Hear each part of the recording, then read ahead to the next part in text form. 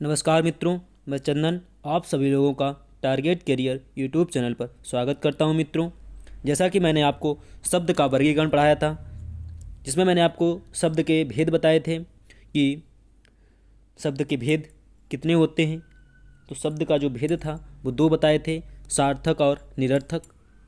इसमें सार्थक का जो भेद बताए थे, 5 भेदों को पढ़ाया था, जिसमें पहला जो भेद था रचना और बनावट के आधार पर, जिसमें मैंने पढ़ा था कि रूढ़ शब्द क्या होते हैं, यौगिक शब्द क्या होते हैं और योग रूढ़ शब्द क्या होते हैं। अगर आपने अभी तक पिछली वीडियो को वॉच नहीं किया है तो आप हमारे प्लेलिस्ट में जाकर पिछली वीडियो को वॉच करें। तो आज जो हमारा जो टॉपिक होगा वो सार्थक शब्द का दूसरा जो भेद है वो इतिहास और स्रोत या व्युत्पत्ति के आधार पर शब्द के भेद जानेंगे कितने होते हैं। तो यहाँ से क्वेश्चन पूछा जाता है कि व्युत्पत्ति के आधार पर शब्द के कितने भेद होते हैं। तो जान लीजिएगा कि व्युत्पत्ति के आधार पर जो शब्द के जो भेद होते हैं वो 4 होते हैं। ठीक है, कौन कौन से होते हैं ये भी देख लेते हैं। एक तो तत्सम होता है, तद्भव होता है, देशज होता है, विदेशज होता है और साथ ही साथ संकर शब्द होते हैं। तो इसमें संकर शब्द की गणना नहीं करते हैं, लेकिन पढ़ते हम इसी के साथ हैं। ठीक है, कहने का मतलब ये होता है कि जो संकर शब्द होता है वो किन्हीं 2 भाषाओं से मिलकर बनता है, तो इन्हीं चारों में से कि 2 भाषाओं से मिलकर बनता है, इसीलिए हम इनकी गणना इसमें नहीं करते हैं, बस पढ़ते इसी में हैं। ठीक है, चलते हैं देख लेते हैं आगे तत्सम क्या होते हैं। तत्सम के बारे में जान लेते हैं कि जो तत्सम किससे बना है, इसका अर्थ क्या होता है, इसके बारे में देख लेते हैं कि जो तत्सम है यह तत् और सम 2 शब्दों के योग से बनता है। किससे बनता है? तत् और सम 2 शब्दों के योग से बनता है। तत् का जो अर्थ होता है उसके तथा सम का जो अर्थ होता है समान, अर्थात तत्सम का क्या अर्थ हुआ? उसके समान। किसके समान? संस्कृत के समान, संस्कृत के समान। ठीक है, तत्सम में वो वर्ण आते हैं, शब्द आते हैं, तत्सम में वो शब्द आते हैं जो संस्कृत के ऐसे शब्द जो बिना किसी परिवर्तन के साथ हिंदी में प्रयुक्त होने लगे हैं, उन्हें हम तत्सम के नाम से जानते हैं। देख लेते हैं परिभाषा क्या है इसकी। कि परिभाषा इसकी है कि संस्कृत के वे शब्द जो हिंदी में बिना किसी परिवर्तन के प्रयुक्त होते हैं तत्सम कहलाते हैं। जैसा कि मैंने अभी आपको समझाया था कि संस्कृत के ऐसे शब्द कि जो हिंदी में बिना किसी परिवर्तन, उनमें कोई परिवर्तन नहीं हुआ और किसमें प्रयुक्त होने लगे? तत्सम में प्रयुक्त होने लगे, उन्हें हम तत्सम के नाम से जानते हैं। आशा करता हूँ आपको बहुत ही अच्छी तरीके से समझ में आ रहा होगा। इसकी नेक्स्ट परिभाषा को देख लेते हैं कि हिंदी शब्दकोश में संस्कृत के शब्दों को ज्यों का त्यों रखना तत्सम कहलाता है। कि संस्कृत के ऐसे शब्द जो हिंदी में संस्कृत के ज्यों के त्यों रख दिए गए तत्सम के नाम से जानते हैं, तत्सम कहते हैं उनको। देख लेते हैं, एग्जाम्पल देख लेते हैं कि जैसे ये तत्सम है, ये आम्र जो है ये तत्सम है। ठीक है, तो तद्भव में इसका क्या हो गया? आम हो गया। इसमें कोई चेंजमेंट नहीं हुआ, जैसे ही तत्सम में आम्र कहा तो इसमें तद्भव में आम हो गया।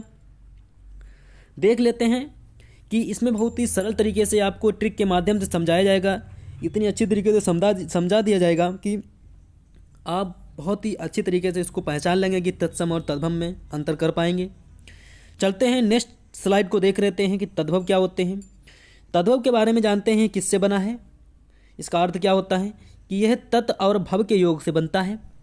तत् का जो अर्थ होता है उससे, और भव का जो अर्थ होता है उत्पन्न और जन्म। ठीक है, उत्पन्न या जन्म अर्थात जो संस्कृत शब्द से उत्पन्न हुए हैं, ऐसे शब्द जो संस्कृत से उत्पन्न हुए उन्हें हम तद्भव के नाम से जानते हैं।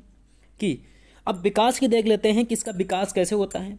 तो विकास की अवस्था में संस्कृत से सीधे ना आकर पाली में आया, संस्कृत से सीधे ना आकर मतलब संस्कृत से सीधे हिंदी में नहीं पहुंचा, संस्कृत से पहले पाली में आया, फिर प्राकृतिक में आया, प्राकृत से अपभ्रंश से आया, अपभ्रंश से हिंदी में आया। यही क्रम चलता रहता है इसका, उसी को हम तद्भव के नाम से जानते हैं।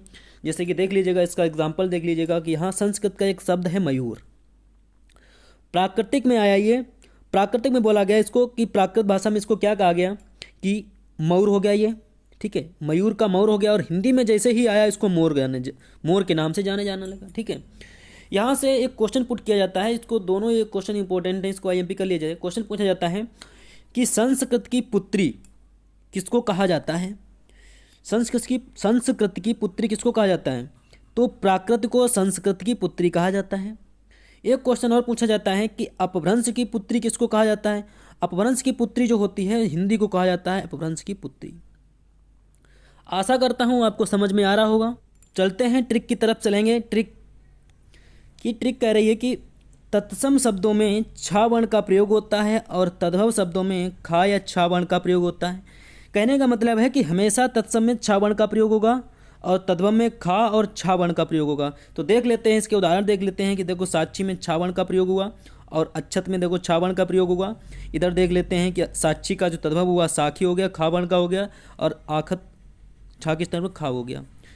ठीक है, चलते हैं नेक्स्ट ट्रिक की तरफ चलेंगे। Next trick, second number trick क्या कह रही है कि तत्सम शब्दों में स्रा का प्रयोग होता है और तद्भव शब्दों में सा का प्रयोग होता है। कि तत्सम में हमेशा स्रा का प्रयोग होगा और तद्भव में सा का प्रयोग होगा। तो देख लीजिएगा अश्व में क्या है, अश्व तो आंसू हो गया। यहाँ पे श्रावण देखो स्रा लिखा हुआ है, यहाँ पे स्रा के स्थान पर सा हो गया। ये जो स्रा बने हैं ये स्रा जो है हमेशा तत्सम में प्रयोग होगा और इस सा का प्रयोग हमेशा तद्भव में होगा। चलते हैं ट्रिक नंबर 3 देखते हैं। ट्रिक नंबर 3 कि तत्सम शब्दों में सा का प्रयोग होता है और तद्भव शब्दों में सा का प्रयोग होता है। कि तत्सम में हमेशा सा, सिटी वाला जो सा बोलते हैं इसको, ठीक है, इसका प्रयोग सलजम वाला, इसका प्रयोग हमेशा तत्सम में होता है। और सपेरा वाला जो सा होता है इसका प्रयोग जो होता है तद्भव में होता है।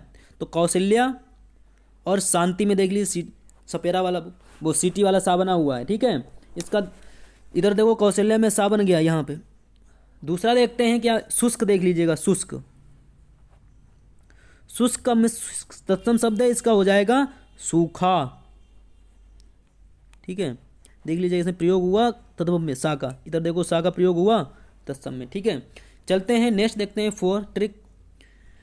तत्सम शब्दों में हमेशा सा का प्रयोग होता है, इसको मूर्धन्य सा के नाम से जानते हैं। ठीक है, ये हमेशा तत्सम में ही प्रयोग होगा। जैसे पाषाण, महिष, आशीष, सभी में देखो ये सा बना हुआ है। ठीक है, और देख लीजिएगा इसके एग्जाम्पल और देख लेते हैं। कृषक होता है एक,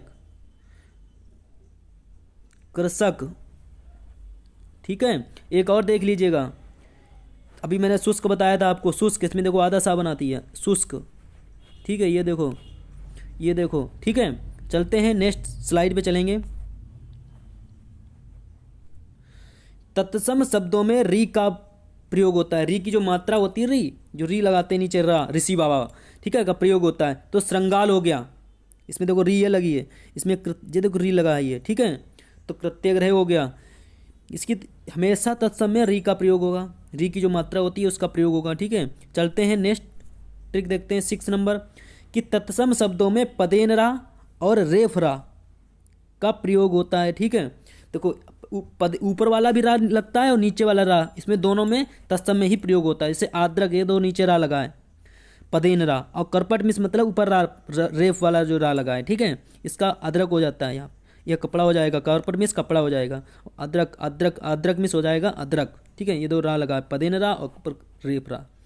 ठीक है, इसी तरीके से आप और देखते हैं, आगे बढ़ते हैं कि क्या हो जाएगा। 7 नंबर ट्रिक, तत्सम शब्दों में वा का प्रयोग होता है और तद्भव शब्दों में बा का प्रयोग होता है। वा वक, ठीक है, वा से बकरी। देख कपोत का देख लो कबूतर, ये तद्भव में प्रयोग हुआ, बा का प्रयोग तो ये हुआ। व्याघ्र, ये देखो वा बना है, ये तत्सम में प्रयोग है इसका। बाघ होता है, ये देखो तद्भव में शब्द का प्रयोग हुआ। ठीक है, वर्ण का प्रयोग हुआ। चलते हैं नेक्स्ट स्लाइड पे चलेंगे कि अनुसार और विसर्ग का प्रयोग तत्सम शब्दों में होता है और चंद्र बिंदु का प्रयोग तद्भव में होता है। ठीक है, अनुसार और विसर्ग का जो प्रयोग है तत्सम में होगा। जैसे अनुसार और विसर्ग का आपको पता ही होगा, अनुसार किसको कहा जाता है कि मंडूक, जैसे लिख दो मंडूक। ठीक है, ऊपर ये लग गया अनुसार, बिंदी रखते हैं ना ऊपर, ये अनुसार होता है। विसर्ग होता है इस तरीके से विसर्ग होते हैं, पॉइंट रख दिए जाते हैं। ठीक है, चंद्र बिंदु का प्रयोग होता है तद्भव में, जैसे आंख। ठीक है, आंवला, ये जो है हमेशा तद्भव में इनका प्रयोग होता है।